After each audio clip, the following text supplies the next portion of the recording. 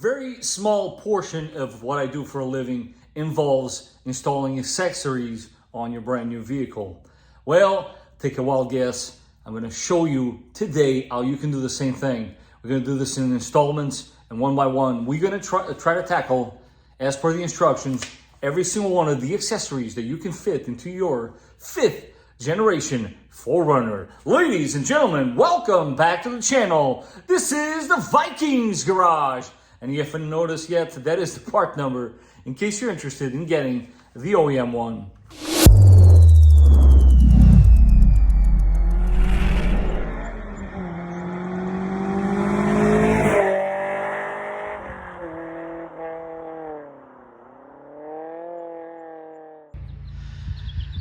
Well, instead of sitting here all day and waiting for that guy to finish with his grass, let's go ahead and tackle the task in hand.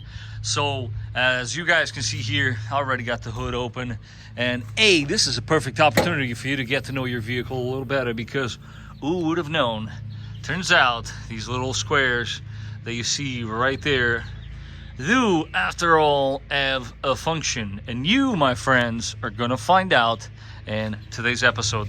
Now let me show you the part that we are installing, and this is indeed an OEM hood protector. I always thought these things were called bug deflectors. What do you call it? Let me know in the comment section down below. But how do you know it's an OEM one? They always have the Toyota stamp right there in the corner. I will show towards the end of the video some other options that I personally would recommend or go for, but as of right now we're going to go ahead and install this. There's not much to it. There is some pointers here to take.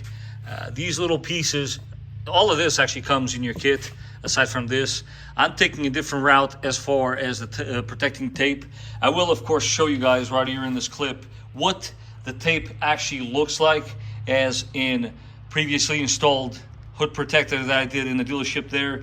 It is a clear tape, but I prefer to go with something a little more heavy duty, just because I have seen the tape that they provide to not oftentimes protect it as well as it should. But that being said, you got 8 of each, and also there will be these plastic little washers, and I'll show you in a second what that's all about. But as far as the craziest portion of this entire install, it all lies with these little brackets here. As you can see, I already have them installed in the hood protector itself, but the key here is you do have outer ones, as in 4 of them, and the center ones, as in those right there. They are different, believe it or not, but luckily for us, they are labeled. As you can see, there's the label there. You can't go wrong as long as you follow this to the T. You will be more than okay. But let's go ahead and continue this crazy install we got going on here. And exactly as requested in the instructions, they want you to install a protective blanket. This is so that you don't lose the hardware into the abyss. Nobody wants to be doing that. Now, super simple, guys. You grab the clip into your square, bam, and you do the rest with all 8 of them. Let's see the next step. So this part is pretty self-explanatory. I will show you guys the clip again, how it's supposed to look like with the provided clear tape. But left the last one just to show you guys how I do this.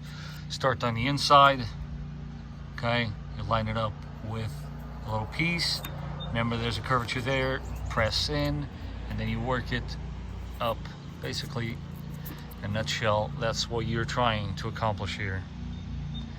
You are installing a metal bracket into a painted finish, and you obviously got to protect it.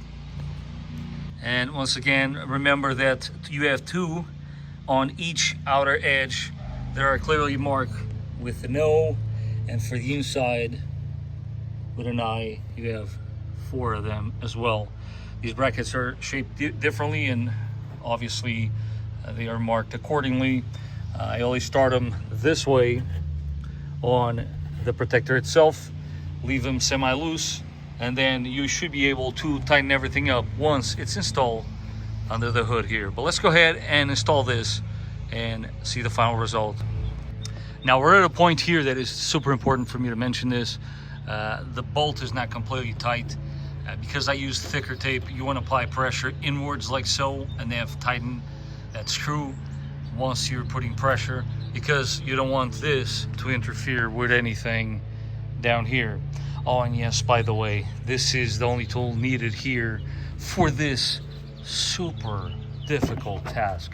I know, guys, I'm being sarcastic here, but yeah, do push inwards like so, and if somebody tighten that up, that will definitely get that fitment that you need. And this is the final result here, guys. Your hood protector has been installed, and if you pick the OEM one, it should look a little something like this. What do you guys think? Let me know in the comment section down below. Also, if you picked a different brand, what is your brand of choice? Let us know in the comment section down below. I did previously mention there are some other aftermarket options. This particular one, I believe, is by AVS. It looks very similar to the stock one. Just giving you guys some options here.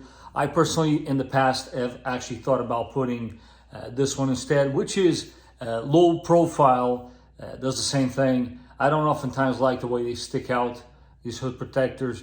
But again, you got options out there. So it all depends on what it is that you want to apply as far as protection for your hood. And as always, guys, these instructions are actually available online. If you want to follow this to the T, all you got to do is search that part number. With a little bit of digging, you can find these instructions so that you can follow them along. I just wanted to show you guys step by step the way I do this. If I can give you any tip of advice here is you might want to stick with the clear tape that Toyota provides. As I found out by using the tape that I was using, it doesn't quite clear the trim piece on your front bumper as well as I would like it to. So at the end of the day, we're not trying to scuff anything here. So you might want to stick with the clear tape. As always, if you enjoyed this content, don't forget to smash that like button. If you haven't done so and you don't want to miss any more future episodes, don't forget to subscribe. And I will catch you guys on the next one. By the way, that's OEM++ right there.